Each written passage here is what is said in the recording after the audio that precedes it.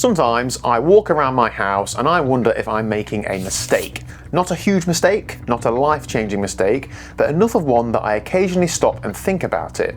Because every single month for the last 18 months or so, I've invested around £800 give or take into my stocks and shares ISA, building up to just over £22,000 to date, including growth. However, every single month, that money has to come from somewhere, which means that there are things that Mrs. Compounding Project and I just don't spend money on. Things we don't replace, things we don't buy. And every now and again, I find myself looking at something I own and thinking, shouldn't I have spent some money on that instead? I think that's one of the strange things about investing. Everybody talks about what you're buying. Very few people talk about what you're not buying, because every pound that goes into my stocks and shares ISA is a pound that cannot be spent anywhere else. And when you put it like that, investing starts to look a lot less exciting. More and more, I'm learning that this investing game isn't really about stock markets. It's more about choices, and it's about deciding about what's important now versus what's important later. And if I'm honest, I think that's where most of the real challenge is. Sometimes when I talk to people about investing and that I'm a personal finance content creator on YouTube, they make a couple of assumptions. And the first one is that, well, you must be earning loads and loads of money then to be able to invest every month. And the second one is that, oh, okay, you're obviously living some sort of really super frugal lifestyle. And to be honest, neither of those things are true. So I am not particularly interested in becoming one of those people that reuses a tea bag 17 times. I'm also not particularly interested in calculating how much it costs me to go to the toilet based on how many squares of toilet roll I use. However, that said, there are a few habits and few things that my partner and I have gotten used to doing that have happened over time that are a little bit strange to the normal person, I think. But the funny thing is, most of them weren't deliberate and they've just happened accidentally over a long period of time. Take the cars that we drive, for example. So neither mine or Mrs. TCP's cars are on finance, so they're both owned outright.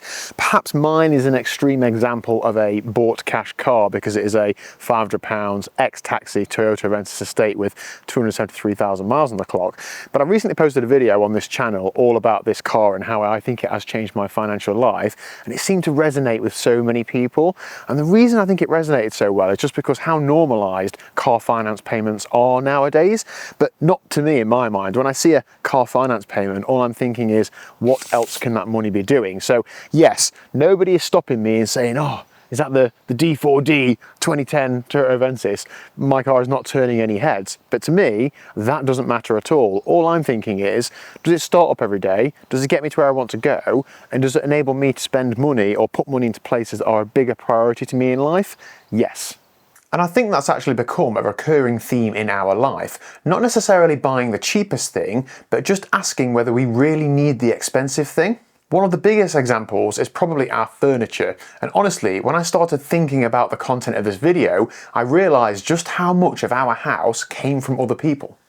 The sofa and chairs in our living room, well, these came from Mrs. the Compounding Project's parents when they were looking for something new. Before that, when we bought our first property, my uncle and auntie gave us their old three-piece suite as well. So we've reached our mid-30s and have never actually bought our own furniture for the living room. The bed in our guest bedroom for the guests that we never have, well, this is the bed that Mrs. the Compounding Project grew up in and brought with her when she moved out from her parents' house. So I know I should never reveal a lady's age, but it was some time ago now. We did recently purchase a new mattress topper for it, but other than that, it's the same. The little side table things in the living room, the beanbag that the cat sits on, the wicker baskets that serve no purpose apparently other than just sitting there, all hand-me-downs. And I know that there'll be people watching this thinking, well, that's all right if people give you stuff. And they're right, it is very fortunate, I'm not pretending otherwise.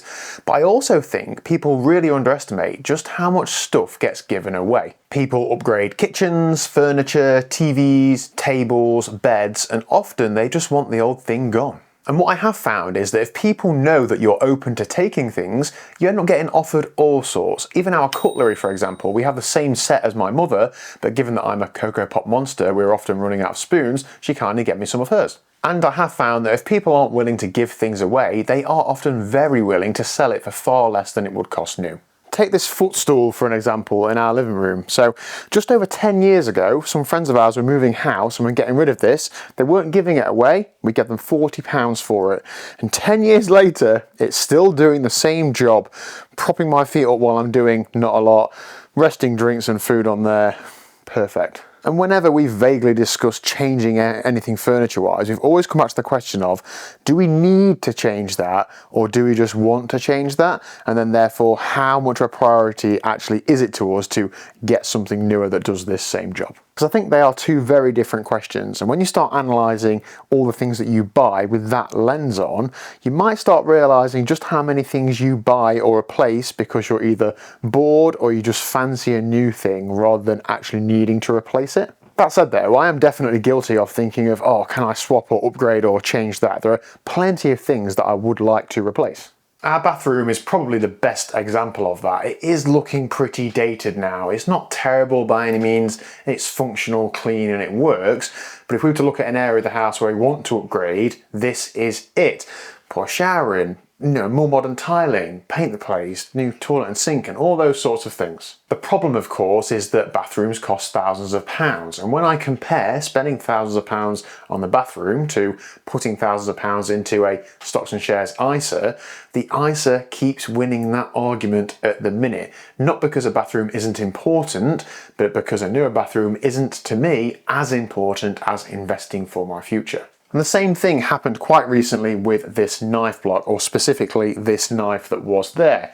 It broke, so we threw it away. And if you spent any time on social media, anytime, you'll think that every problem requires an immediate solution. So, broken knife, well, buy a new knife or buy a new set.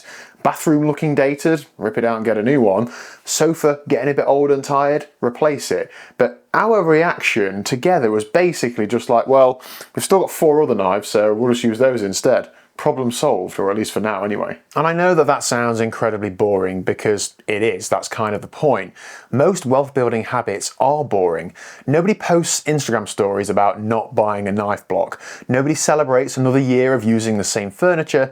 Nobody gets excited because they are delaying replacing their bathroom. But these little decisions add up. Not because any one of those individual decisions changes your life, but because they slowly become part of your identity. This is where I do want to be careful though, because I don't want this to come across like some sort of extreme frugality video, because it's not. That genuinely isn't how we live. We do spend money, we just try and spend it deliberately.